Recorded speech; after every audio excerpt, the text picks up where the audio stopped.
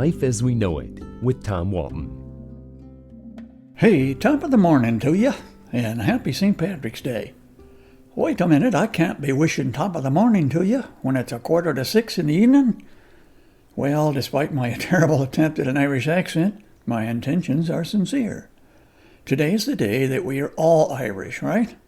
In keeping with tradition, I'm wearing green socks, and I might indulge in a green beer with dinner. I'm even green with envy of those who did not lose a bunch of money in the stock market last week. St. Patrick's Day is a holiday that is truly celebrated globally.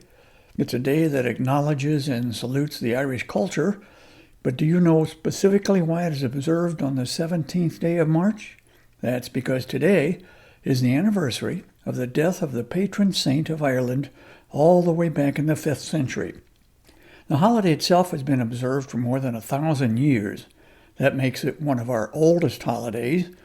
Consequently, and not surprisingly, it's a holiday that has evolved over time. It began as a religious observance, and while there is still a solemn aspect to it in some quarters, St. Patrick's Day has taken on a much different look in many countries, including certainly our own. Today, many Americans, and by the way, I would say millions of Americans, but I can't be certain, have turned St. Patrick's Day into a happy excuse to party like there's no tomorrow. But let's not forget the past. St. Patrick was born in Roman Britain in the late 4th century. His childhood was interrupted when he was kidnapped at age 16 and taken to Ireland as a slave. Eventually, he escaped, only to return years later and convert the Irish to Christianity. He established churches, schools, and monasteries. You've no doubt heard the legend that he drove the snakes out of Ireland, that he used the shamrock to explain the Trinity. He died on March 17 in the year 461. The rest is history, a very green history. And about that, did you know that blue was originally the color associated with St. Patrick's Day? Now we can't imagine anything other than the wearing of the green.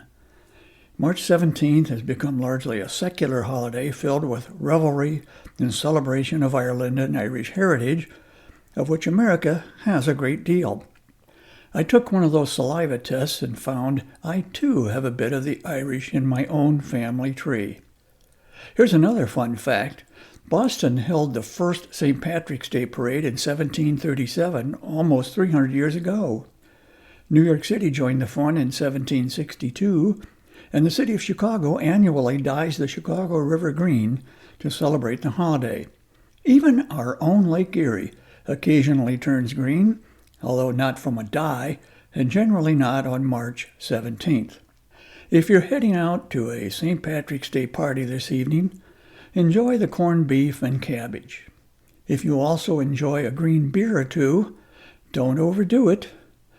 Even if the cop who pulls you over on the way home turns out to be Irish, it probably isn't going to do you any good.